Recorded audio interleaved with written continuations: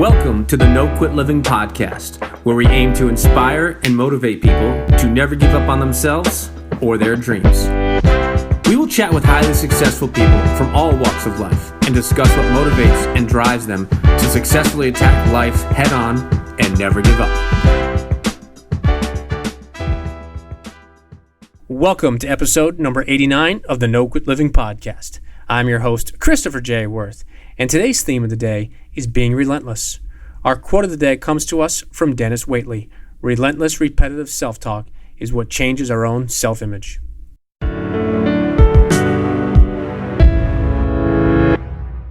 Today's episode is sponsored by the Rocket Entrepreneur. Are you ready for a breakthrough in your business? Learn from myself and 25 other successful influencers and thought leaders sharing how to make 2018 your best year yet.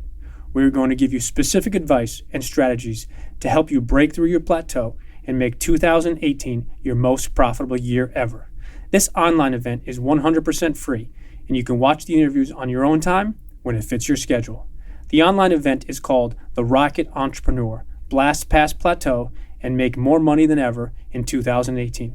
Please visit www.therocketentrepreneur.com. Once again, that's www.therocketentrepreneur.com. It is a complete privilege to bring you today's episode. Our guest is a gentleman by the name of Brad Lee. Before we went live with our recording, Brad told me that he was looking forward to our conversation, and he warned me that he likes to challenge people, and he hoped I was ready to be pushed. Brad is as real as it gets, and I hope you enjoy today's episode. Brad, I'd like to welcome you to the No Quit Living podcast. Thank you. Thank you for having me. I appreciate it. So the first question we ask everybody is, are you ready to bring it? Absolutely. Born ready. You don't have to get ready when you stay ready. I like it. You don't have to be ready when you stay ready. So the number one objective of our show is to both motivate and inspire listeners to never give up. I was curious if you had either a personal story about perseverance or perhaps a challenging time that tested you, but you kept on going and didn't quit. Absolutely. My entire life. Like I was born into a low middle class family, hardworking parents, blue collar, 5 brothers and sisters, youngest of the group. Mom and dad divorced at a very young age. Then my mom went out and had half brothers, and my whole life's been a struggle, really. Ultimately started my company, in 2000, and probably hid my car from the repo man for the first 8 years. So a lot of struggle, man, a lot of struggle on a daily basis. So I appreciate you giving us a little bit of that backstory, and I guess a question for you is, during that struggle, what kept you going? And I know, as you mentioned, jokingly with hiding from the repo man for 8 years, but what kept you going and working hard to get to the level where you're at today? Well, it depends on who you ask. A lot of people might say stupidity, and then some people might say, genius. The question is what was it really? It was the belief that what I was doing was worth doing, and that I knew eventually someone would agree to that. So, people told me I should give up. Some of the data that I was receiving back through not making any money for so long confirmed that maybe I should give up. But I believed in what I was doing. I believed in what the end result was. So I just kept going, maybe with blinders on, for that purpose. Well, I appreciate you saying that, because I think a lot of people that are successful in all different walks of life do have those blinders on, per se. And I think what you touched on is important, is you got to have that belief. And that's something that we talk about on our show and through our company, is the whole concept of accountability. Is if somebody else holds you to a higher level of accountability than you hold yourself to, then you're not going to be as successful as you can be. And I think you mentioned just the belief in yourself, and I think that's so important. So I wanted to ask you, if you wouldn't mind just giving our listeners a little bit of background as who you are and what you're doing today. Well, I'm Brad Lee. I'm a 48-year-old founder and CEO of a company called Lightspeed VT, which stands for Virtual Training. I deal with some of the top subject matter experts, or gurus that you would hear of, and probably hundreds that you've never heard of. We deal with all kinds of companies and individuals and subject matter experts to help them deliver, track, and measure knowledge. Now, how did you get into that space? It's a very interesting, and I did a little homework on you, and I know what the VT stands for, but that might be a new concept or a new topic to some of our listeners. Yeah, so ultimately I got into it. I was, first of all, growing up, I was very good at sales. So I became pretty much a sales master. Like I could sell anything and close anybody on pretty much anything. So that obviously evolved into managing companies and sales teams. So as I would manage sales teams, part of my responsibility was to develop the salespeople to be able to, duplicate what I could do. So that old saying, those who can't teach is total BS. Okay. I did, and that's why I taught, because I could, and I still can. But the company that I was working for paid me maybe 20, 30,000 a month, and I wanted more.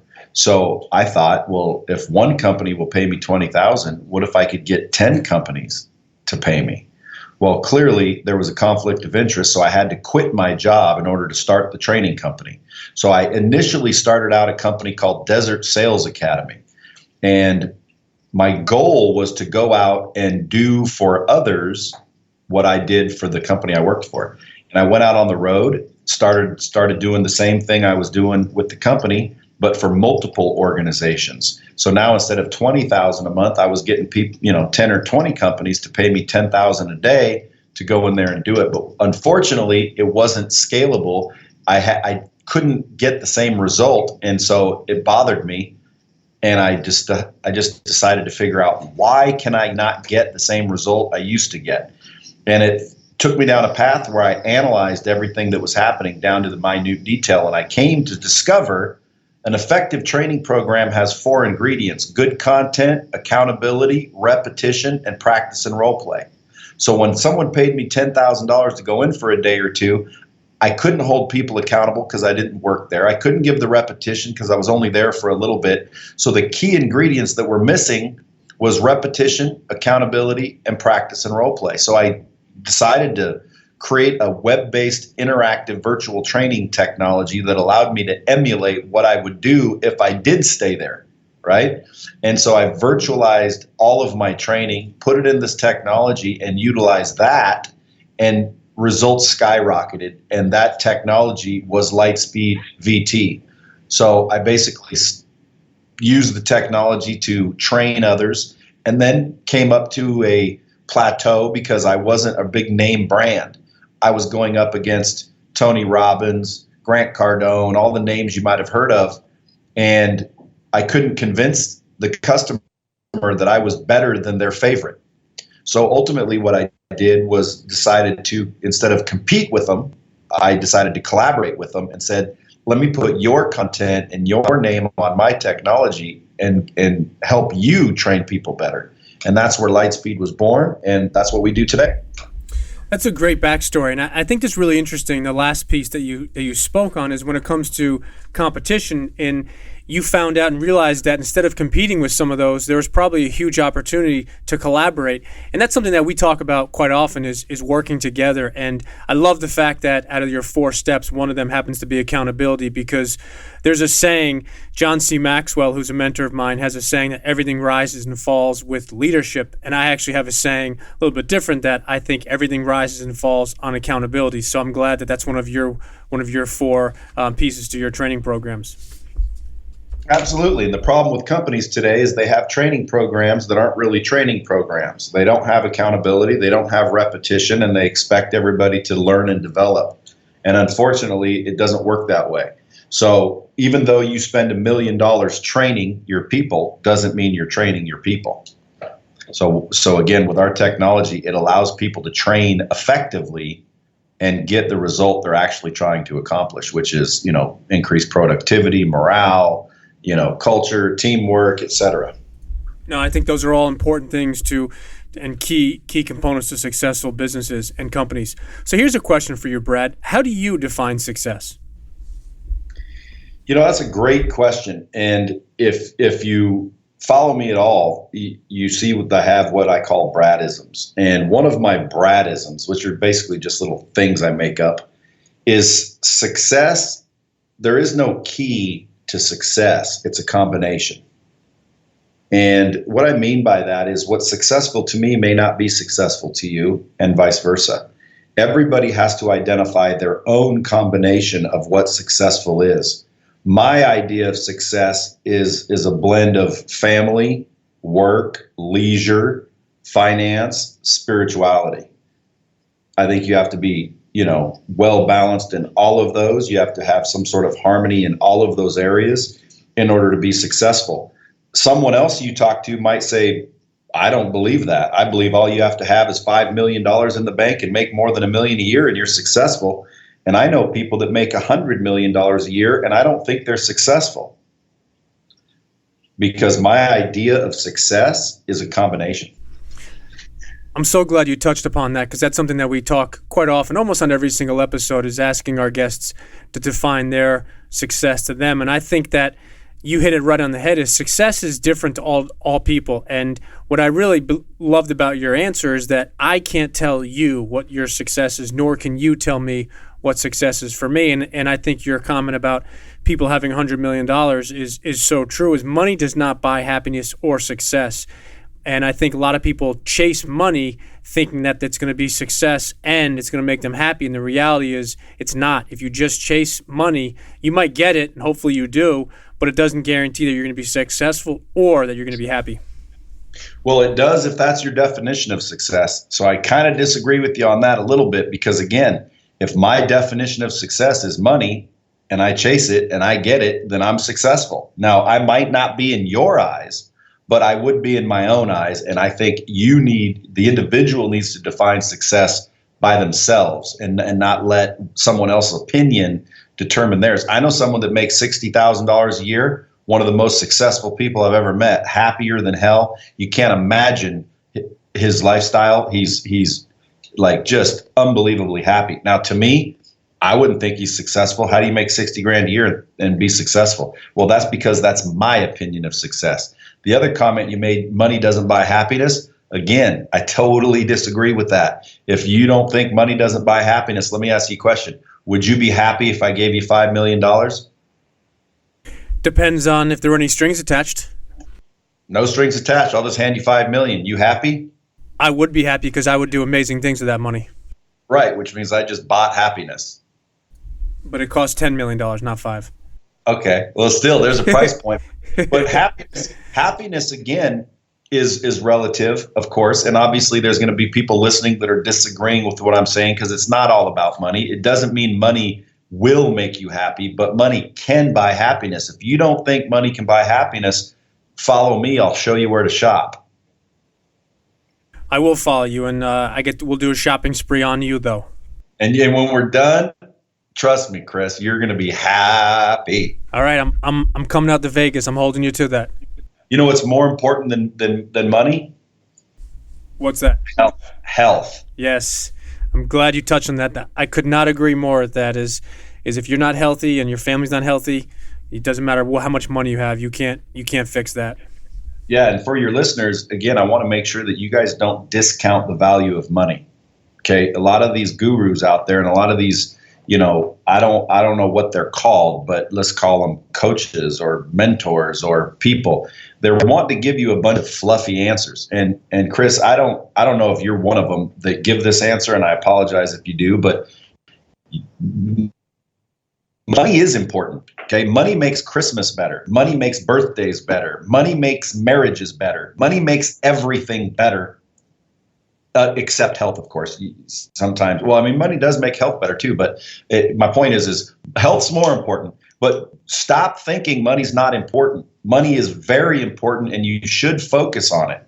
It shouldn't be your only focus. You shouldn't do things to lose your integrity over it. But not enough people value money, and because everybody will say, well, money's not everything, and money doesn't buy happiness, and money's not what counts. In reality, they're talking in general. Money is very important. You know how many divorces end because money? You know how many Christmases suck because money? Now that doesn't mean a family can't have a great Christmas without money. Of course they can. All is required is love and fellowship and companionship, or whatever you want to call it. But guess what? Throw $50,000 in the mix of that, and that will be a better Christmas. So focus on money. Don't listen to people saying money's not important, because money should be very important. It's just not everything. No, I'm glad you touched on that last point, because I agree with everything you just said, and I just want to reiterate the last piece is money is extremely important, but it's not everything. So I'm glad you mentioned that. And I think people often look at money and just going after money, and I think it's what money can do and what money can provide. And I don't want to butcher the quote, but Zig Ziglar has a great quote about money not being everything, something along the lines of, try paying your bills or living without some of it, something along those lines. Absolutely. I had the good fortune of hanging out with Zig, doing a little course with him called Conversation on Character. Zig Ziglar is a client of ours and still is, even though he passed. His son Tom now runs the company. And Zig was I've met a lot of these coaches and mentors and subject matter experts, and Zig is one of my favorites because he actually practiced everything he preached. Yeah, Zig was an unbelievable man. I had the fortune of talking to him a couple times and exchanging some letters, and his son Tom was actually one of the first 6 or 7 guests on our show, so I'm glad we have that in common. So I wanted to ask you, if you had to define yourself in one word, what would that word be? That one word would be relentless. I like it. It's the first time someone's answered that. Yeah, I would say relentless if I had to pick one word. Speaking of relentless, have you read the book Relentless by Tim Grover? Yes, I know Tim. Tim is on a virtual training system of ours called the Relentless System, which basically he interactively trains you how to be relentless with our interactive training system. So coincidentally, yes, I've read the book and he is a client. That's awesome. It's one of my favorite books, and I'm trying to get him on the show as well. We've exchanged a couple of emails. So I wanted to ask, one of the things we always like to do is provide value to our listeners, and I was curious if you have either a morning or a daily ritual that you swear by. Yes, I do. First thing I do when I wake up in the morning, first of all, I wake up early. If you're sleeping in till 8 o'clock, and assuming you go to bed at, midnight or 1, obviously if you're working till 4 in the morning and you're on some sort of graveyard, this doesn't apply. But when you wake up in the morning, I wake up early. I wake up about 5 o'clock every morning. I go to bed about midnight. First thing I do when I wake up is instantly, and again, it's inherent. I just do it automatically. It's not something I'm mindful of. I just do it. As soon as I open my eyes, I'm instantly grateful that I get another opportunity. Every day your eyes are open is a good day. Some people say I had a bad day today. There's no such thing as a bad day. Some days are better than others, but if you're alive, it's a great day, my friend. So the first thing I do when I open my eyes is I'm instantly grateful. And then what I'll do is I'll spend about 20 minutes kind of in silence and visualizing and thinking about the goals that I have. I don't write down goals because my goals are so ridiculously huge that I don't need to write them down because they're just massive and I zone in on them. So I open my eyes. I'm thankful for the day. I'm grateful. I spend about 15 minutes reflecting on my goals, visualizing what's necessary to get to the goals. And then I do a little bit of reading for about 30 minutes, and then I'll head to the gym to get a little investment accomplished, pay my dues, work on myself, and then I'll come home, take a shower, and get my kids up for school. So that's pretty much the daily routine. It's interesting that you mentioned that. I think a lot of people that I've been fortunate to interview on the podcast talk about getting up early and starting their day with the right frame of mind. And it's very different for most people as far as exactly what they do. But for the most part, the generalization is pretty much the same. Is people take some time for themselves, whether it's meditation or just being grateful, or sometimes people prayer or reading. And I think you had mentioned the next piece is going to the gym, coming back and spending some time with your kids and getting ready. And I think it's important to have that morning ritual, not so much from the perspective of doing exactly everything the same, but I believe when you put yourself in the right frame of mind, you're going to have a good day and you get everything going. And I'm glad you mentioned what you said about there's never a bad day. Some are just better than the other. I could not agree more with that. Yeah, and fitness for a long time, I was kind of, flabby and overweight and soft. And, ultimately at the end of the day, you get more opportunities in shape than you do out of shape. People judge you whether you like it or not. The Bible says, "Thou shalt not judge," but it also says you'll know his children by their fruits. So I don't necessarily judge people. I'm just a fruit inspector. But I can tell you this, the better in shape you are, the more opportunities you'll get. And that's just an unfortunate fact. It shouldn't be that way, but it is that way.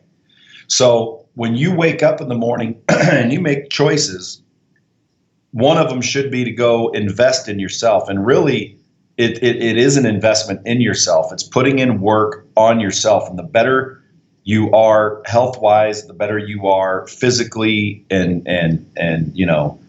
visually, the better you look, the more opportunities you're going to get. So I try to never miss a day on that. No, I like that. And I took some notes down. I've never heard it referenced going to the gym as investing in yourself. I like that. Yeah, you gotta invest in yourself. I mean, every day, when you're on an airplane and they say, if anything happens, put your own oxygen mask on first. Because if you can't breathe and you pass out, you can't help your kids or other people. So some people would call it selfish, but it's really not. You need to invest in yourself first. Every single day, you have 24 hours. If you're talking about just yourself, you have 24 hours in a day. If you're not investing at least 1 hour of your day into yourself, whether it be personal development or fitness or some sort of investment in yourself, then you're missing the boat entirely. No, I could not agree more with that. And I think so many people invest in themselves in different ways, whether it's saving for retirement or doing things for their family or for their house. And I like that you mentioned that way because it's important to invest in yourself. And I really appreciate your candor, what you said about the opportunities as far as being in shape as opposed to not being in shape. Yeah, and investing for your retirement isn't investing in yourself. That's investing in your future. Investing in yourself is something that you do today for you. Some people might say, I stopped and, had a couple beers and I invested in myself, but that's just, them just, joking around. Investing in yourself is how did you improve today as a human being, physically, mentally, or otherwise? What did you do today for yourself to improve yourself, to improve where you are, to improve who you are, to improve anything and everything about you? And again, retirement obviously is important, and saving for your future is great. But putting money away wouldn't be an investment in you. In my definition, working out, reading a book, joining a class, learning a new skill, et cetera. And believe it or not, sometimes investing in yourself is actually helping others. See, what I believe is most people, subconsciously or otherwise, do not think they deserve success. And even though they mentally and consciously believe that they want it, and they don't really peel back the onion to realize that something inside them says that they don't deserve it, the reason is because all of the lies you've told yourself for so long. I'm going to start a diet on Monday. And then Monday you procrastinate or you rationalize why you're not going to do it. And then next thing you know, subconsciously, you eventually think you're full of it. You eventually start not trusting yourself. And again, whether it's on a conscious level or subconscious level, I believe that it happens. And pretty soon you find yourself not happy, not successful, not in a life that you want. And ultimately your mind is basically probably convincing yourself or convincing the universe that you don't deserve it. So people self-sabotage their own success because subconsciously they don't think they deserve it. And by developing yourself on a daily basis begins to change that. That's why when someone says, hey, if you work hard for something, you appreciate it more. Well, it's because you put in the work, you've put in the work, so you feel you deserve whatever you have more, right? So if you get up every day, you slack, you eat the wrong food, you don't treat people as good as you could, you're not helping as many people as you could, you're not investing in yourself, subconsciously you don't deserve to win. And a lot of times that's why you don't win. Speaking of investing in yourself, I wanted to ask if there's something that you've read recently that you'd like to recommend to our listeners. Well, Relentless is something that I would recommend to the listeners. The book Relentless by Tim Grover. Some of my all-time favorites, for one, as far as being, quote unquote, successfully, at least in the financial aspect, is a book called Richest Man in Babylon. I believe it's Clausen that wrote it. But The Richest Man in Babylon, very quick read, follow the protocols in there, and it's unbelievable. The 10X Rule by Grant Cardone is another one. I believe, man, there's just so many. Depends on what you're trying to accomplish. I don't think any book is not worth the read. You could find $1 million sitting in a book. More people need to read books. More people need to, create coaching, join a mastermind, and invest. Because again, I've joined masterminds that are $25,000 or $50,000, and everyone says, well, "Dude, are you stupid?" And although I didn't necessarily learn anything new in the masterminds, I've closed, $2 million a year business deals of other people that were in that mastermind. So it's not always the knowledge, but the more hands you shake, the more money you make. So again, I would highly recommend that you not only read books, but actively seek out new information, new relationships. The reason why people don't do it is it's uncomfortable. For a lot of people, it's uncomfortable to walk up to someone and introduce themselves, ask questions. Who are you? What do you do? Fantastic. Maybe there's nothing there. Maybe there's something there. Maybe it's just a new friend. But at the end of the day, seek being uncomfortable, because uncomfortable is where the growth is. No, I like that. I'm glad you mentioned that. It's one of my all-time favorite quotes by Shannon Sharp is, I tell people all the time, you have to become comfortable being uncomfortable. Yeah, I love that one too. And it's true. 100%. I think all the magic and all the greatness happens outside of your comfort zone. Yeah, like using the gym as an analogy. Go to the gym, pick up a 2-pound weight, do a bunch of curls, and then go home. And 6 months later, you'll be like, well, nothing really happened. Well, yeah, because it's not uncomfortable to go do that. It's like, boy, that didn't hurt at all. But if you go and you get uncomfortable at the gym, you get sore the next day, you go on a diet that is obviously not ideal.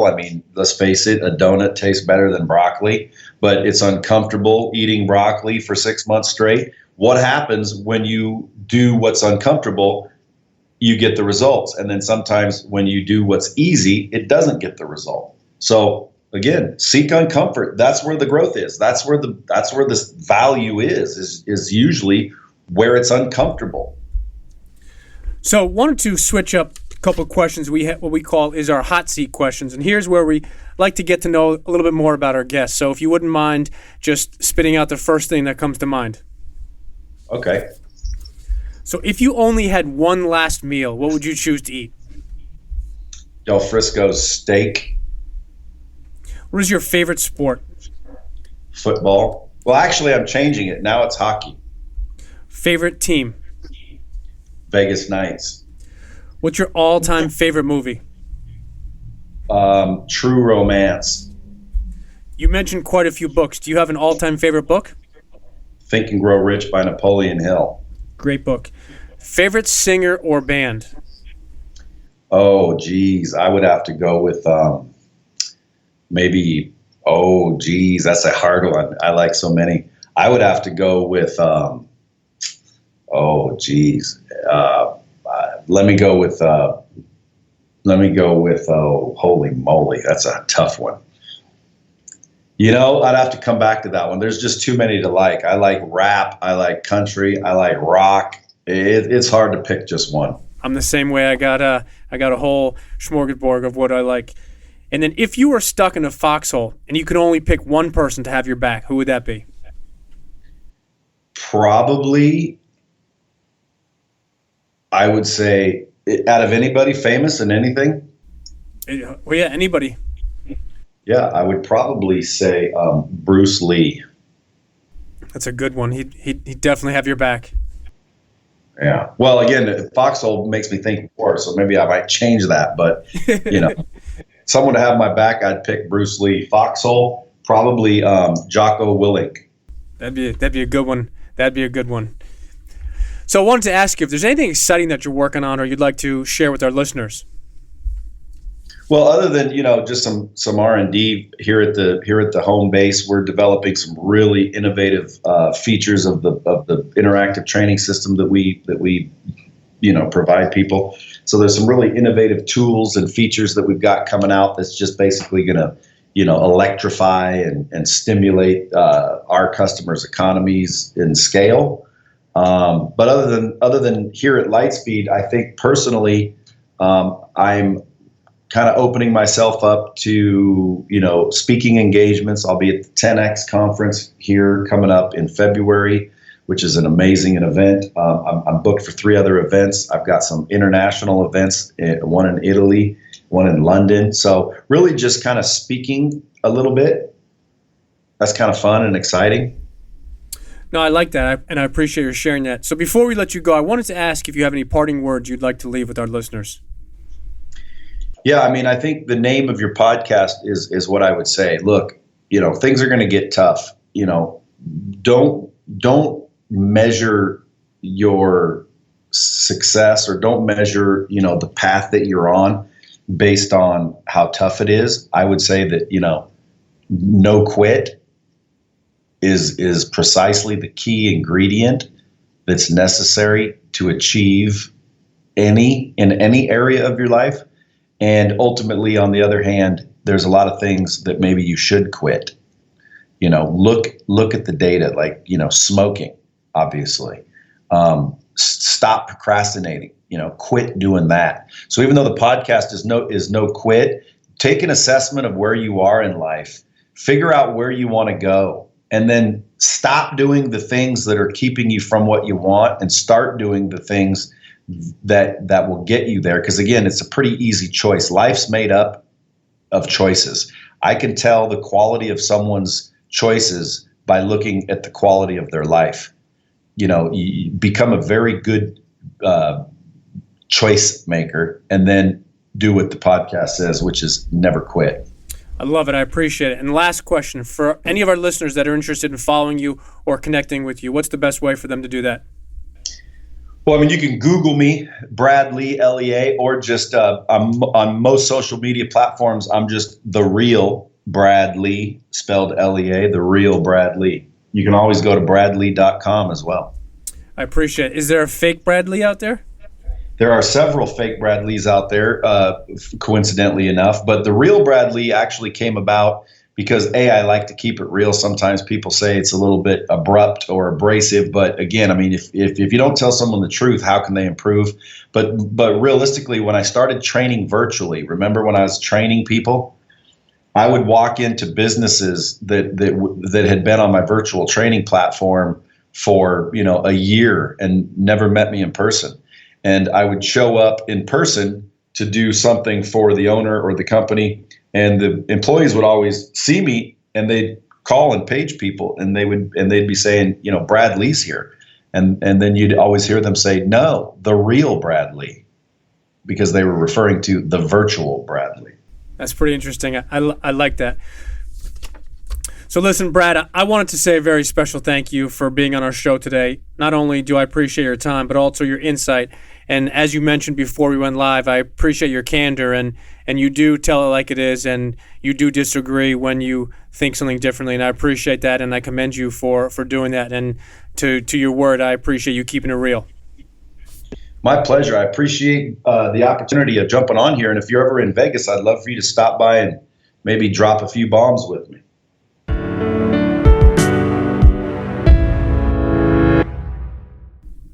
Thank you for listening to episode number 89. Brad mentioned and stressed the importance of investing in yourself daily, whether it's at the gym, your mind, reading, or reflecting. Brad was very clear that he believes one of the best and most important things you can do each and every day is to consistently invest in yourself. He also touched upon about how life is made up of choices and why it is so important to make those great choices. My call to action today is very basic. I challenge our listeners to take a hard look in the mirror and question your daily investments. Do you look to improve yourself, or are you content with status quo? I challenge you to think outside the box, push yourself, and commit to taking one more step of action today. Do one more thing. Make one more phone call. Tell one more person that you love them.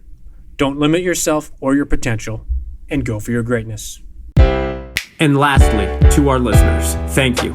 We truly appreciate your time, and we hope our episodes inspire you to keep on attacking life and never giving up. To quote Dr. Norman Vincent Peale, it's always too early to quit.